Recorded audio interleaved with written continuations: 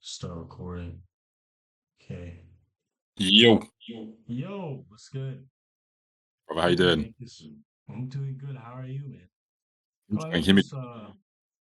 Try and turn you up 1 second. Oh yeah, I can just go here.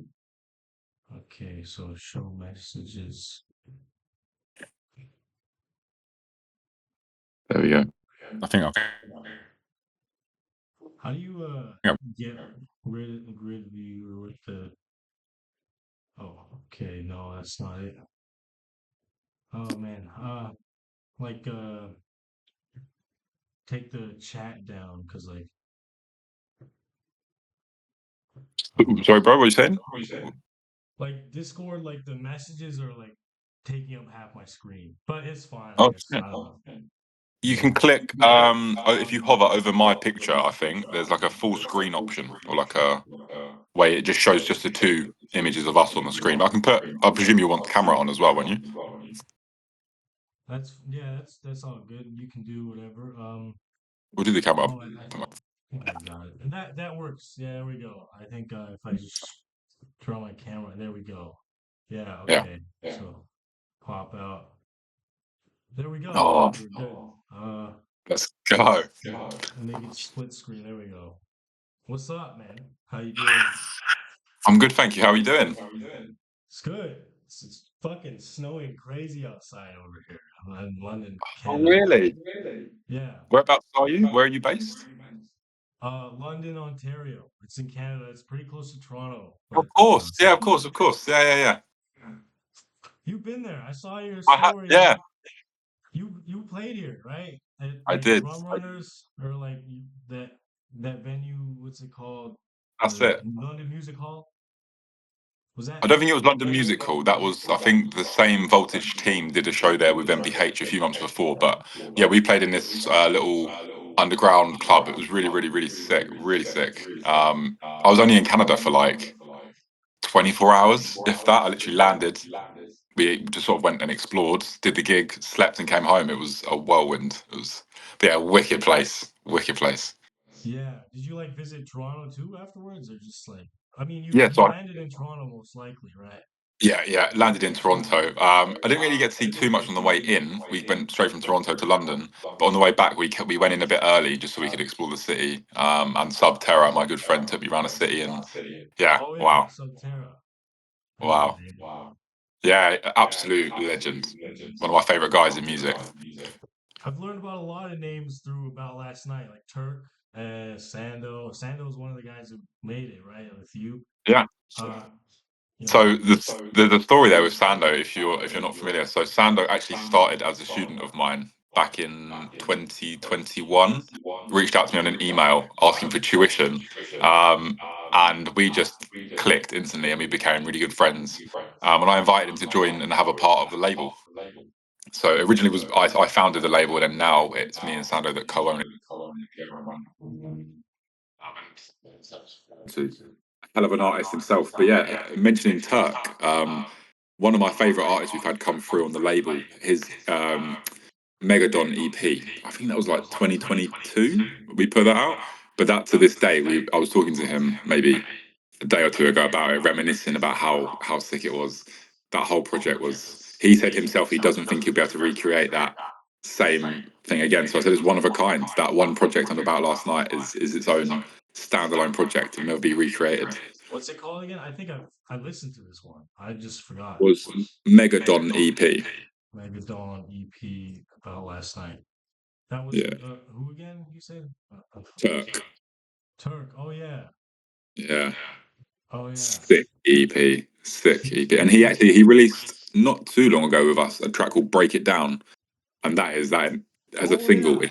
I know Yeah, that one. I know that one. that we Break had it to beg down. him Yeah, to that release one. that.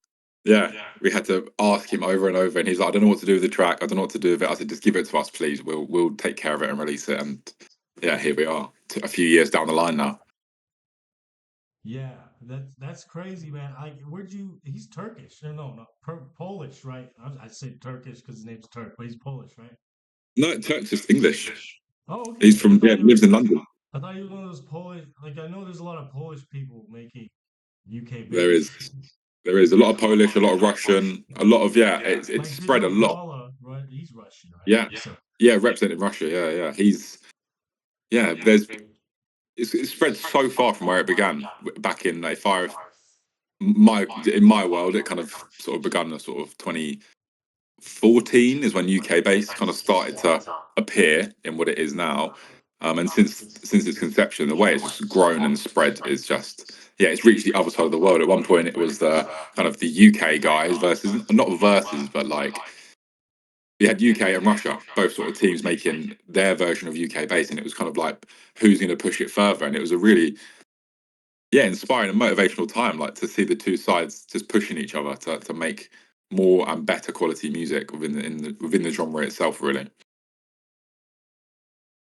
the genre, like I started getting into it when around like 2020, I think. nice. And I It was think a that was prime year really when it for was it. really big. That was when it was really big. I noticed it kind of like started dying down a bit recently. Like, Yeah.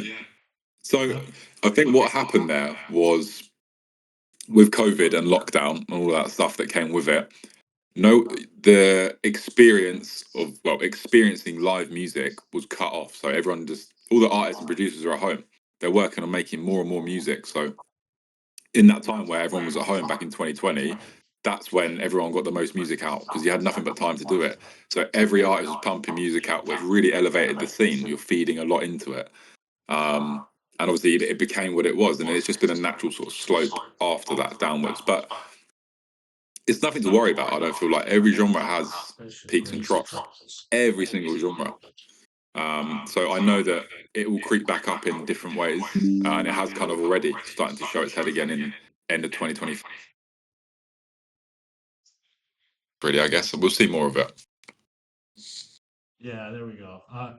Yeah, it's 2026. Do you think it's gonna make a resurgence?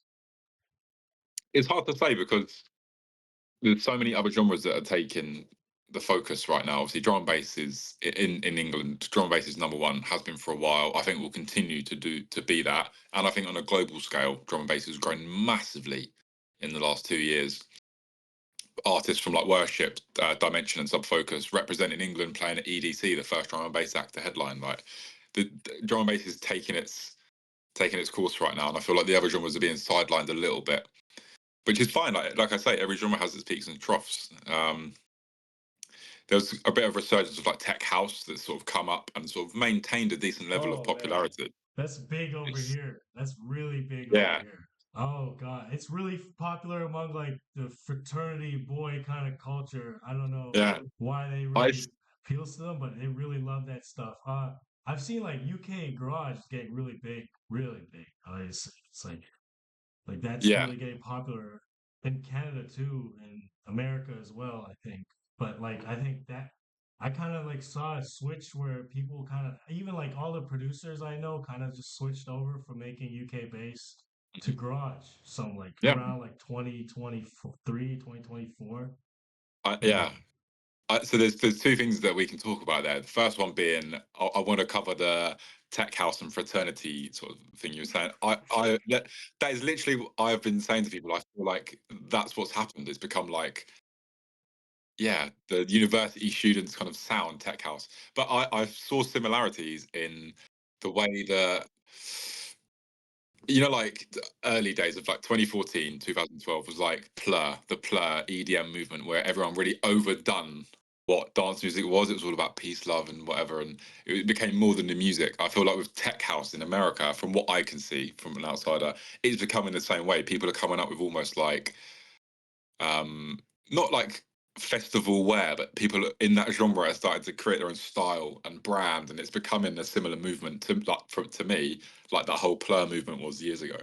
So Mhm. it's more of like a people aren't fans of the music; they become like obsessed with it, and it kind of consumes them, and that genre takes over, which is wicked because yeah, to see what I think of as tech house, to imagine Americans dancing to that at a festival is quite crazy, like foreign. But yet here we are, people do so. But the other point about how a lot of producers are changing to garage, and that you've seen an increase in like in Canada. Notion has a big play in that, I believe, with his sort of sound development, especially. especially this year with his remix of The Days, that changed the game. Yeah. Changed the game. That put a lot of producers over into more UK garage stuff, and everyone seems to want to make that Notion sound, which is being considered speed garage or garage, but I don't know. I don't know if you could necessarily classify it as that. It It's sounds the like baseline to me, or like yeah, kind of. it's but this is what's cool about it. I guess it's slightly ambiguous. Is it garage? Is it UK based? Is it baseline? It's kind of it does feel like the next iteration of whatever it was that we've been making. That new sound is obviously that's where it's come from, and that's going to be the next step of the sound. So, but yeah, I think Notion had a big part to play in a positive, really positive way as to opening people up to those other sounds, really from baseline and UK bass in that world. Notion definitely with that Days remix that got really popular on TikTok, and it just kind of Mhm. just it was like used in like everyone's TikToks for like a good 6 month period, I'd Yeah, say. And then that I was like, what? Everyone likes this kind of music now. It's like that's crazy because I've been listening to Notion since like for a long time, right? So yeah. I was He's like, an OG. He yeah. has been around for a long time. And then, like, I think another big player who's changing like the North American scene is Sammy Verji. He's getting really popular over Oh, he's an incredible artist. here. Absolutely incredible. Another guy that's been around for a long time.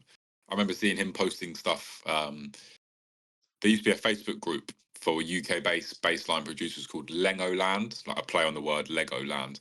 Yeah. And it used to have all these big hitters that just like Skepsis would drop a track in for feedback or here's a new tune, and Sammy Verji would have been in there. But this is like nearly a decade ago now.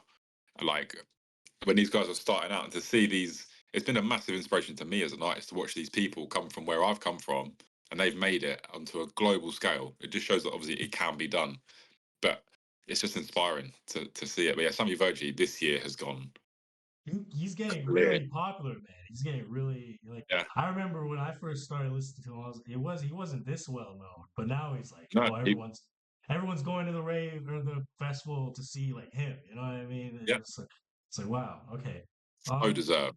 So deserved, man. His music is great. There's so many people trying to make like iterations of his style, and I've tried to make music like his. It's hard.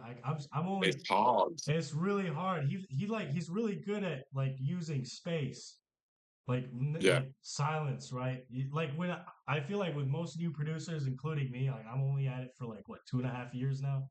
So I'd consider that new. I'd consider anyone under 5 years like a new producer, right? wow, interesting, Right. interesting. Yeah. I'd say that because everyone I've seen who's really good has like been at it for a long time, right?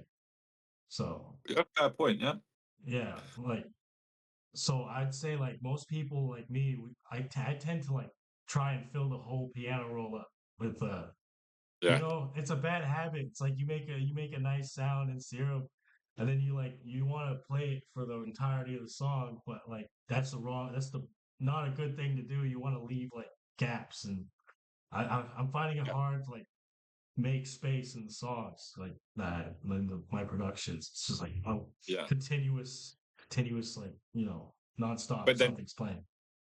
yeah, but it's only by doing that, by overfilling the space, do you then click to like, oh, actually, we need space. So you have to go through it that way to understand that sometimes space is needed and sometimes less is more. But it's contextual. It depends on what the track is, what the idea is. But everyone will start the same way. I'm sure I did. Like filling the piano roll up. You want a really busy, active melody, but is that what that track needs? And like you say, learn where space can be. Often I'll write a full melody out and then I'll look and take a note out wherever I can just to create that little bit of gap in between. Yeah, it's hard to find a balance because then like if you take away too much, then your song just sounds really empty, right? Yeah, And then yeah, I noticed like a lot of UKG artists that are really big are really good at that, like very like main phase especially. I just noticed his music is really just very minimal in a way, like most of it, right? Like yeah, it's minimal, but doesn't feel minimal because of I find it a lot harder to mix down and master like a more minimal track than a busy track because in a busy track with so much going on, you can hide like or mask certain elements behind other sounds, but in a more minimal track, you've got to make what you have really stand out and be really glued together. So if you do that the right way, it won't feel as minimal. That's how like you say, main phase these expert artists sort of yeah, less is more, but you've got to do it the right way and make sure that what you've got is spot on. Yeah. Like you know his song like "Treat Me Right." Yeah, That I don't I think that little like dun dun dun dun that like sound is it like a tom? I don't even know. I think he just resampled a drum for like some kind of maybe perc so. sample, and Maybe so. Yeah. he just pitched it up and he's put it in piano roll. I'm like, what? That's really creative, right? Most people like I feel like a lot of people like don't like to sample these days. It's more so like sound design is everything, right? Mhm. Like in Serum, I think, yeah. Well, like Yeah, yeah, yeah, I've noticed like with sampling, you can make a lot of more like stuff sound real, like actual like music that's been played, you know, by physical yeah, instruments, and it sounds a lot more like like Sammy Virgi does that a lot in his new album. Like, what's that song? Run the Burn the River. yeah, It's like entirely just samples being chopped up mostly for the most yeah, part, right? It's really nice. yeah. Yeah. It's I feel like yeah, back in the day, it was pre-Splice, let's say, like before Splice was around. It really was sampled. Like every like a lot of the stuff I'd done in the past, the productions are sample based. The bass sound would have been a sample because it was sample packs that everyone would share between them. It wouldn't necessarily be presets where it would be massive native instruments, massive presets, things like that. But then yeah, when Splice came around, that's kind of it's the easy access route. That's where everyone kind of goes for samples. But it's those that reach outside of that, like for Sammy Virgin, these guys that do the most incredible sampling. Those are the guys whose music's going to stand out. Um, and it's hard to know what's right to sample and what's not. You'll hear something and think, "Oh, I'll do X, Y, and Z with that." But when it comes to actually getting it in the project, and that doesn't work, you're stumped. You're like, "Oh, okay, now what?" And yeah, there's only so far you can push a sample. Whereas obviously a serum preset or massive preset, you've got endless capabilities of what you can automate, adjust. Like, yeah, so it's a lot. There's a lot more freedom with sound design. That's why I think people opt for that. Yeah, I also think it's like really genre dependent. Like UK garage, Yeah, I think you can really get away with sampling a lot, right? I think it's actually absolutely. sometimes the better thing to do. But with UK bass, Yeah. obviously, it's like it bass is in the name. You kind of want to sound design your own basses, right? Yeah. Exactly that. Everyone needs to have like a signature kind of sound. But yeah, UK garage. That's not to say you don't need signature sounds in garage. Of course you do. But garage is like the garage around is often meant to feel a bit nostalgic and a bit old school, like the kind of 90s. So sampling stuff from that era and using it in the productions just sort of helps push even more towards that and make it feel like it's old school, feel like it's nostalgic. So it makes total sense to sample stuff more in garage than absolutely than UK bass. Yeah, like some Todd Edwards style stuff, right? Yeah, oh, exactly that. Yeah. Yeah. But he really influenced vocal chopping a lot. I noticed, like, I've been listening to a lot of his music lately. It's like, sounds it's very, like, good. It's great. I mean, I Mm. love it. It's like he's really creative with the vocal chopping.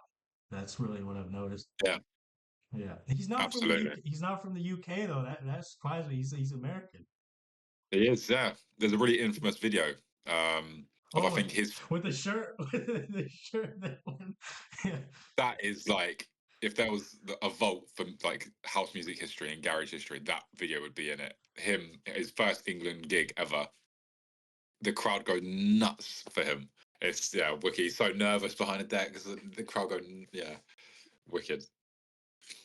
Like I was just gonna ask, like with like a label, do you like how do you distribute? Like, is it just like do you use like a do you just sign up your label with like a third party distributor and then have them push it all on Spotify and Apple Music and stuff?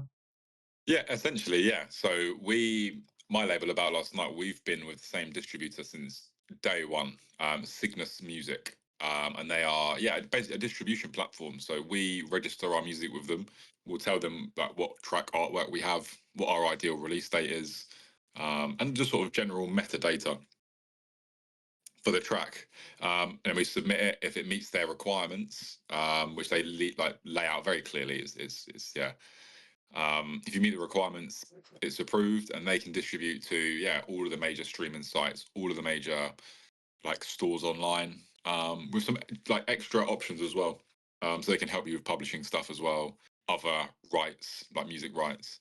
Um, and I have to say their customer support is unmatched. There's a lot of back and forth.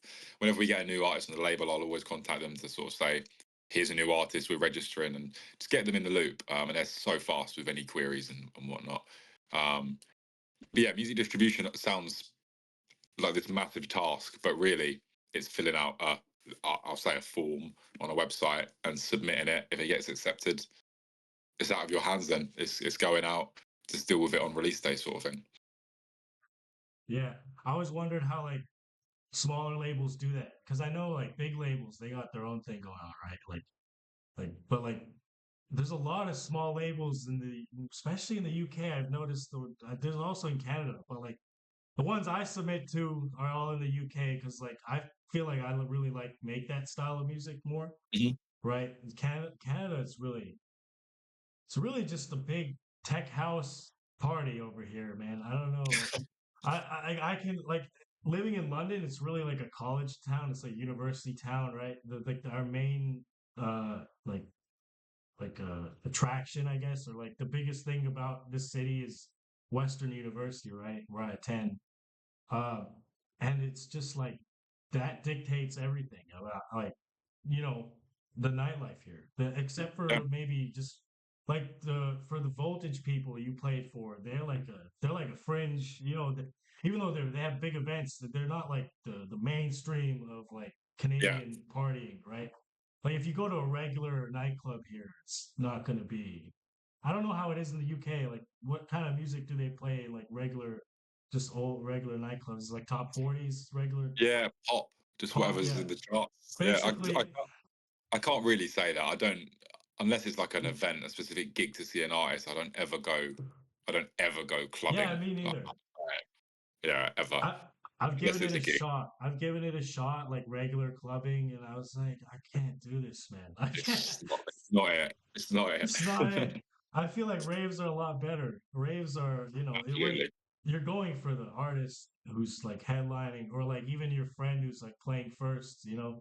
So Yeah, you're gonna hear music that you actually like. I feel like the big difference between people who just go to clubs just to party for the sake of partying and like ravers are like the fact that ravers really go out for the music solely. yeah. Yeah. If you go out to like a club for pop music, you're going out looking for an experience. But if you're going to go to a gig, like a music gig, you're going out for an experience. Like there's the experience there for you. It's a dedicated event. Music that you like it's to me, so much more attractive than just going out to listen to pop music and for no reason. Like I don't know. But each to their own. Each to their own. Yeah. Were you like surprised by like the reception of like UK bass when you played here in London? A little bit. I'd been checking through. I'm obsessed with stats, like any kind of music stats. So I always look through like where my music's getting played the most and what kind of towns, etc. And I'd seen Canada especially, but like yeah, London and Toronto creeping up the list. So I knew that the want for UK bass was kind of growing there.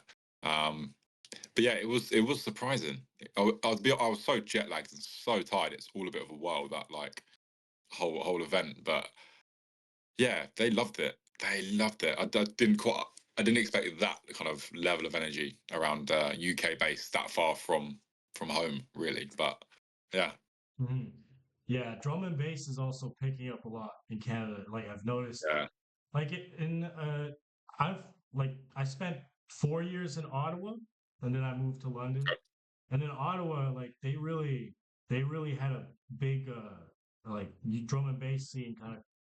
They have like a whole separate like group for drum and bass in that city. Like okay, it's like called Camo Sessions or something. And like I noticed like in a lot of scenes in a lot of cities, you have like different like groups just putting on different events. Like there will be like a tech house group. There will be like a UK garage group, and like they're all like holding different events to different venues yeah, at different times. It's probably similar where you're at, right? yeah, absolutely. There's collectives that come around Collectives. that That's the word I was. Yeah. yeah.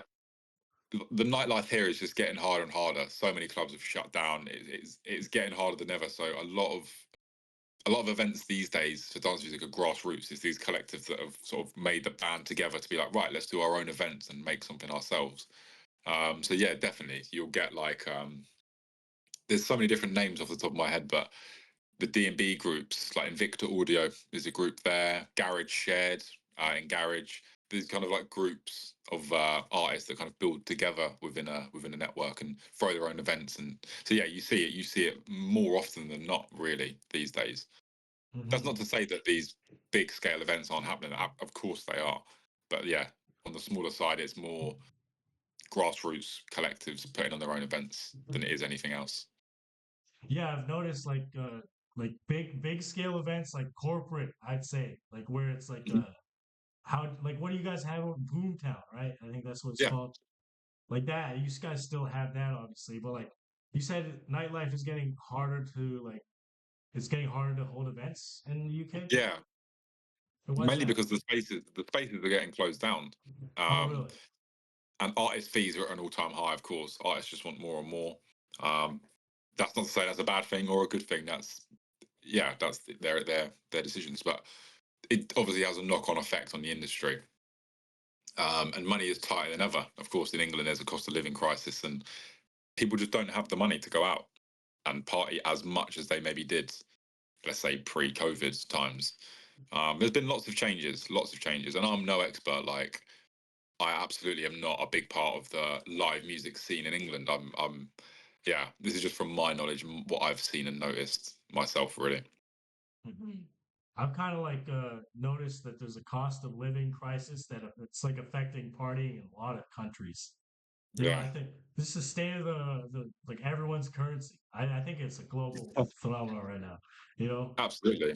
Canadian dollar is pretty weak. I recently like bought some a session for production lessons off like some producer in the UK. I think you know Mhm. it, FMW. You probably remember. FMW, I'm not sure. Okay, well, he's like UK garage artist, so like really, Okay. and like I saw the conversion rate to Great Britain pounds. And I was like, what the fuck, man? Oh, Like, it's like, wait, one Canadian dollar, you'll be one Canadian dollar to GBP. It's half a pound, right? It's like, oh shit. yeah, it's like so it's like I paid like the double, but just in Yeah. Canadian dollars, right? So like Damn. Canada's getting really bad in that regard. Like food's really expensive here. I don't know how it is in the UK, but he mentioned to Same. me that it's like very bad over there as well. Yeah. You know, it's like, Yeah. Yeah. Times are tough over here. I'm sure, as is the rest of the world, I'm sure. But yeah, it does seem that do you see that every like year it's harder and how harder. how would you say that like affects like if at all like artists like and their like ability to make a lot of music? Do you see like more music being made or less music being made? Less, less Less. like again, I can only speak from my experience, but for me to be able to sit and comfortably and happily make music and enjoy it and kind of do that whole side of my life, the real life side of it, as in day to day That's bills true. being Yeah. paid, has to be covered. It has to be sorted for me to be. Yeah, it would feel wrong to sit here and work on music and do that without knowing that my life baseline is kind of covered and sorted. So with things getting tighter and tighter, it makes it harder to cover life's essentials, which then has a knock on effect in time and energy wanting to put into production. So yeah, it definitely has a knock on effect. I Definitely. I've noticed that myself too. Like lately, it's just been school and work, and like I can't really get time in like Yeah. FL, right? But whenever I do, I cherish it, right? I'm like I'm gonna use this time to produce. But Yeah. like I've noticed like a lot, like only really, I guess the only people not really affected by that are the big artists because they make their money solely from music mostly. Yeah. But that's why I was asking, like, they'll make more, obviously, because they'll want to make keep putting out music. But like small artists are affected mostly by this, like, Yeah, um, absolutely. If you kind of made it as an artist already and the gigs are rolling in, you're thing that's your job. You're kind of sorted for as long as you keep putting the effort in. But for the people on the come up, yeah, it just seems increasingly hard, increasingly hard. But all part of the journey, I guess. You got to do it despite that. If you, yeah, I have a question about bassline. Like you got like bassline artists, they use massive a lot, right, for their basses. Yeah, yeah, massive. There's another plugin, Spire, that was around a while ago, quite a while ago, for basses. Um, but Serum does essentially this, like for what people would want out of bassline. More or less, you can do the same stuff on Serum. There's a few specific things on Massive that give it a bit of an edge. Um, I used to know Massive so well. That was my Serum back in the day. But it's been, oh god, like 6, 7 years since I've used that plugin probably. So yeah, my knowledge on it has disappeared. But yeah, it definitely has its appeal when it's touches that Serum doesn't. Hmm. Yeah, like I've noticed a lot of people like like a lot of like synths that are specific to certain genres, but I guess it's not like you can use them for anything, but like Absolutely. they kind of like Massive is big in like I don't know if you know what rhythm is. Rhythm, like Of course, love yeah, it. Yeah, you know it's big in that like square four, right? Square yeah, four, and then that like most of them use massive, and I've noticed like that spoinky bass that you get in bassline, you know, the one that's very, I'd say goofy sounding, but it's good, yeah. right? Like that one, it's made in massive usually, right? I think, Yeah, again, it can be Serum, but the key to, yeah. I think, if we're on the same page, the key to that bass is like the portamento and the bend to the notes. That can be achieved on Serum or Massive. Um, yeah, it's all to do with LFO automation on the filter. It's kind of the baseline, like opening a filter and closing it. Is there Um, like an LFO on the master tuning? You said there's a bend, like so, so like there. yeah, again, I can't comment too specifically on Massive, but Serum, you have bottom right a dial where you can add portamento to a sound. So Uh-huh. it will, instead of going from like a, I don't know, D note to an F note, it will, the end of the D note and the start of the F will bend. So it'll be like a bend into Oh, that note instead of hard. like a Yeah, glide. that's, yeah, kind of like a glide. Yeah, that's kind of a key to a lot of the wonky basses in quite a Mhm. few genres, really.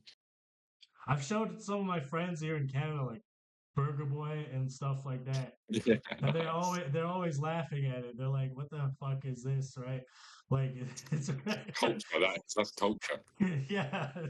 I'm like, it's good. They don't seem to think so, but uh, you know, it's I guess it's just different strokes for different folks. I really like it. I This think is it. there's a certain like kind of UK sound that like a lot of North Americans just probably wouldn't like. You know what I mean? This It's rough. It's obnoxious. It's angry. It's just unpolished. it's unrefined. It's like very Yeah, raw, right? that's I've what makes noticed it hit how it hits. when music like comes from the UK to America, we tend to like make it very pristine and clear. Like it changes, right? Like UK garage, like a lot of old stuff, or like even new artists in the UK that you can still hear that style of like the bass. It's not really the best balanced mix. Like the bass is too high, like Yeah, hitting harder than the rest or something, right? Like especially with jungle. Like I noticed like you that sub bass will take over, right? Sometimes, but like when it yeah, comes here, it's all like everyone's trying to like make a mix that like would fucking pass all checks and like be like yeah, yeah. very pristine and perfect, like to the point A that good like kind of lose the character a bit. This is it, and a good example of that would be if you go way back to, and I don't say this in a negative way because I am like one of the biggest Skrillex fans in the world, but what Skrillex did to dubstep. If you think about how that was pre-Skrillex, the UK sound of dubstep, the grotty, wonky, unrefined sound of what he took and kind of done with it, made it shiny, kind of metallic and polished. Yeah, that's kind of what happens with genres. I feel like the UK sound is raw and unrefined. It's yeah, you get what you get with UK music, like on the underground level. I think there's more emphasis on the idea there, like than the Yeah, actual like delivery. execution, right? And then Absolutely. here it's like people will be like, "Oh, your mix is shit," but like the song is good, but like Yeah, I hear uh, you. Skrillex, like, did he ever? Like, he was popular worldwide. Like, How did like the UK receive that? Like, did they take it as like, oh, he's ruining dubstep, or like, I think so. I was young. I was young when I discovered Skrillex. I was like 12, 13, I think, at the yeah, time. that was a while ago, man. I was really Yeah. young So too. yeah, I can't really comment on how he was originally kind of received because I wouldn't have known kind of. I just was a fan of him. I wouldn't have known like how the industry worked. But as I did get into the industry, I learned that yeah, he wasn't received that well. um, we again, the British people are quite like proud of that what's theirs, their music and whatnot. So someone taking a sound and doing something completely different with it and changing it would have rubbed them the wrong way a little bit. Um, but you kind of he's undeniable. Skrillex is Skrillex. He's done what he's done, and yeah, I don't think anyone can take away from that. Really, personal opinions aside. I've noticed that pride online too. Like I see, like sometimes American UKG producers will get flamed. They're like, yo, someone in the comments is like, oh, you're appropriating our culture or something crazy, something It is a bit stupid. ridiculous. It Well, I is a think bit. it must be a joke because that I saw that like a few times. So like that's funny. That is coming from a British person. I We're protective. What can I say? What can I say? mean, oh man, it's hilarious. Huh. I've only been to the UK once. I was like Oh wow, 15. I was 15. It was for like a family wedding. I noticed no, the weather's very gloomy. It's like it's just gray skies, raining. If yeah. it's not raining, it's still gray skies. It's just like, We get lucky in summer sometimes. Like yeah. if we get a nice week in June, we're all right. We're happy for the summer, but we don't always get that. But like right now, it's 3:30 in the afternoon. It's nearly dark and it's grey, cloudy. It's just this is daily, like in the winter. It's just miserable. Rain inbound, probably. Yeah, It's like miserable here. I want to come back like as an adult, this time by myself or like with some friends, not with family. Because when you're with family as a kid, there's not much you can do, right? You just follow your Yeah, family along. But like, I want to experience it for real this time. And like, I've noticed like there's a lot of like, even though you said it's hard to hold events there, I've noticed like there's some really good festivals over there. it Like, really is. Festival season here is incredible. Incredible. There's so much on offer. like what's it called? Electric Forest, I think. Or no, that's not the one. Like the one Mm. where I I have a friend. He sent me like a lineup. It had like every name that like I love on it, except Oh Sammy shit. Gertzi. Oh, But like everyone, like every big artist was on that lineup. I was like, this is insane. This is kind of huh. lineup would never be seen in North America. This kind of lineup would not run here. I noticed in I noticed the lineups here are more like it's future bass oriented and like that's like main stage is like Millennium. It's always like Millennium, John Yeah. Summit, Max Yeah. Styler, right? And then everyone else is just like whatever. They just pull whoever they can. True. It's always a bit of a mixture. Yeah. Over there, it's Yeah. like you kind of like have. I've noticed genre specific festivals. I Oh mean, they yeah. have those here too, but like there's a big rhythm festival in Canada called Northern Invasion. I think you've probably heard of it. I've heard of it. Yeah. Yeah, that one I've never been, but like there's also I bought tickets for like a festival that was like a drum and bass festival, but it got canceled and then they didn't refund anyone. So I think it was probably just like, What? yeah, I know. I didn't get my refund, but like I emailed them. It was like $75. I was like, Oh, whatever. Yeah, it was that's stupid. not good. That was like 4 years ago, man. Oh, Oh, okay, okay. yeah. But that was during like no, that wasn't during COVID. Or no, no, Yeah, no, I it guess it wasn't kind of four would have. years. No, it If wasn't it's four 4 years years ago, ago. it would have. It was like 3 years ago. I was after the lockdowns, right? Okay. Yeah, but like I've noticed the festivals here, like at least the corporate ones, is it the same in the UK where it's just like a lot of future bass or like what kind of like big genres are on the main stage there? Like House music is just number one really here. Obviously, mhm. drum and bass, house music, and garage. They're the most dominant sort of staples. But there's a lot of festivals will be multi-genre. So like Creamfields will do like yeah, all of the genres together, loads of different stuff. But some festivals would be yeah genre specific. But yeah, event nights like label nights are always within a certain genre. So it'd be a garage night. Every artist on there is garage. But festivals there's a bit more, well, much more variety really. Especially at places like Boomtown, that there is endless artists there doing endless genres. Yeah. Every stage is different. Like so yeah, it works in different ways. I noticed the festivals here are the similar. Like there's different stages, right? And obviously, like there's a base stage, there's a main stage. I was just wondering, like on the main stage, is this house over there usually? You say? Yeah, I mean, a house or drum and bass or Oh, okay. kind of techno-y tech house stuff. It really, yeah, I don't know. It's a bit of a mix. It is a bit of a mixture. Yeah. Like I don't know, cause like here on the main stage, it's usually like future bass, and there's not really drum and bass on the main stage here. It's usually Hmm. that's a bass stage thing, right? Like you go Right. to Okay. or like for like main stage would be like Millennium. I don't know. He pops up everywhere. I don't know. Like I think it's just the big thing over here. I never understood the appeal behind like big room EDM. I think it sounds really like just generic to me. I don't. Like, I used to love Big Room, but when it first came around in like I used to 2011. love like when I was like a mid in my mid teens when I was Yeah. like when chain smokers was really big and like or Okay. Yeah. like uh like when stuff like Dead Mouse's strobe kind of stuff, right? Okay. Yeah. Yeah. That kind of stuff was big. And then like as I got into EDM more, I was like found genres that like I was like this is a lot more interesting, you know? It's So often how it goes. Like people will find a genre within dance music and then become obsessed with that. But then when they've got what they want out of it, it's kind of like, well, what else can I find here? So people will dive into other subgenres and learn the kind of different genres that are available. But you've got to find that first one first, and then it's kind of it kind of grows from that. My favorite era from like the time we're talking was spinning records in 2014.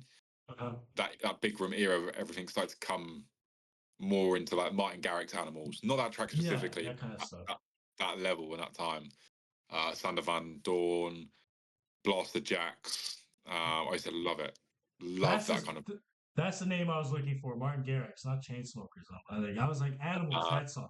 That yeah, song. yeah. That song was big in like for everyone. Not even just EDM people. Like everyone was listening to that, right? So I saw a crazy quote the other day about Martin Garrix, and it was like he's approached 10 years as like the big one of the biggest artists out there, and he's not even 30 yet. yeah, he's like 10, 28, right, or something. crazy. Yeah, it's And he's crazy. been doing it for 10 years at a He, he massive level. he got big at like 18 when he was like 18, 17, right? I think maybe even younger. That's crazy, man. Crazy. I was gonna ask, do you think there's like a pipeline as you grow older from like bass music to house? I've noticed this with people. I've kind of noticed this with people where like they kind of just like they will start with like they love rhythm and they love dubstep and they love drum and bass, and then like over the years they kind of just become like a house head. I can see it, yeah. Even from my own part, like journey through music, it's kind of gone that way. I mean, I was listening to like Chris Stussy, like, his kind of the housey stuff the other day, and I originally started with like Skrillex dubstep. So yeah, the as time goes on, you definitely kind of calm down a bit and like the more calm music. But that's not to say I don't appreciate. I absolutely love drum and bass, like Simula, Scantia, K Motions, that horrible grotty drum and bass. That's kind of my flavor of choice at the minute. Yeah, But yeah, other than that is it's kind of house music really. Like I love Chris Stussy. Um, I do like a bit of like American rap as well. Terror Reid, he's my favorite rapper by far. Also known as Getter, like if he's the DJ. Um, I haven't been following like any rap lately. I kind of like I did listen to rap when I was young, but then I found EDM and I kind of just like forgot about rap. Even though I still listen to old rap. Like I still listen to okay. really old rap, but I've never really took time to look at what's going on now. You know what I mean? Like I don't know what's going on now in that scene. Same really, but I only discovered Terror Reid because yeah, like I say, he was before Terror Reid, he was a dubstep producer that I followed called Getter, and from him stopping that project and then doing rap music, I just kind of followed that. And I don't listen to rap at all, other than Tara Reid, and I know all of his songs, all the lyrics. He's the only rapper I listen to really, but I love that kind of any song that's like moody, dark, and a bit like grotty. I like it, whatever the genre is really. And he's just got that vibe for me within rap music. I've noticed it's not a big thing to like rap over like how would I say like EDM style beats in Canada or like in North America, right? I think you guys started that over in the UK, like where you rap over bass line or like Yeah, right. It's called grime. Is it, am I getting it right? Or like Grimes is kind of own genre, but I grime. mean, yeah, UK bass did and does include like rap vocals over the instrumental. Yeah, but it hasn't always worked. Like it's not always. I don't, for me anyway, it doesn't always work. You got to find the right vocalist that's got the right tonality and the right vibe for the song. It can't just be any old kind of MC. But obviously, for me, my long-term collaborative partner is SK. He's vocaled most of my. If I need a vocalist, he's my go-to and has been for years and years and years. We just work well together, and I know that his vibe works the best with my music. So yeah, it's selective. It's selective, really. But yeah, I don't feel like a rap lyrics would work well over some of the more Americanized subgenres of dance music. You're right. I think it would be. I'd like to hear it. I'd like to It'd be really weird, right? Some tech house yeah, I'd beat like and to then see some what it's guy. like. But That would be funny. That would be yeah, it definitely to me anyway. It works like a British MC works on a British style beat. Like again, yeah. raw, fine. Like it makes sense. I've noticed a lot of like I've like even in my productions, raga vocals work really well with like They do. UKG and bass line, right? I don't know why. They just kind of fit. You know, I can it's fast. It's like fast vocal and it's kind of sounds, uh strong. Even if you put a raga vocal over like a happy UKG beat, you can make it work sometimes, right? Absolutely, it's like a contrast and it's very sounds pretty sick sometimes, I've noticed. definitely. You know. I don't know how that came to be a thing. Like maybe some history behind that. If There you will know, be, yeah, it'll go way back to probably taking inspiration from drum and bass, maybe, and like the like lyrics used in early jungle stuff. like sound system Um, culture and stuff like that. Possibly, yeah, yeah. It's hard to say, but I reckon that's probably where that comes from. But the flow often of like ragga vocals just complements dance music so well in like UKG, especially dubstep. They just seem to have that. Again, it's all about tonality, matching like, the kind of tone. If you have the right instrumental, a ragga vocal, like you say, will fit any track. Yeah, I think it's like mostly the cadence too. Like, Yeah, yeah, dark, deep. Yeah, it's perfect for dance music. it really is. Ah, fuck my vein. Anyways, like I think I have to revise for exams and shit. So it's like been 46 minutes or something. Cool. That was quick. Felt That like 10 flew minutes. by. That flew by, man. That was fun. That was really fun, really fun. I always enjoy talking about music, especially with someone else that's passionate about music as well. So thank you for having me and thanks for talking. It's been No real problem, fun. man. Thanks for coming on. It's just like I had this idea when I was like, uh, I was unemployed at the time and now I have a job. I was like, you know what? I have time to do whatever. Like, I'll just talk to Why people about not? music Yeah, bro, absolutely. Always take a go at things. If it because works, it works. there's so many artists that are like I know who are like personally that are just very small, but they're big within certain circles like you are. Like you're big in the UK based scene, right? But like from a mainstream perspective, most people, don't know about, Clem or you or like a lot of these Yeah, people I have on. But it's fun to talk about music with like guys like you. absolutely. We'll have to do it again, bro. I'd love to maybe do another one and we can do, yeah, just do another one with, yeah, that'd be wicked. For sure, man. Or maybe I'll have more than one guest on next time. Like That's you, kind of what I was thinking, but I didn't want to yeah, make ideas kind of ahead of it. We could yeah, do like a proper About Last Night Records kind of talk with a label artist as well. yeah, Um, yeah, there's ideas there, but this is I like this. This was good fun. Good yeah. fun. All right, brother. That was fun. I'll see you around. See you soon, bro. Peace out, brother. Bye. Peace.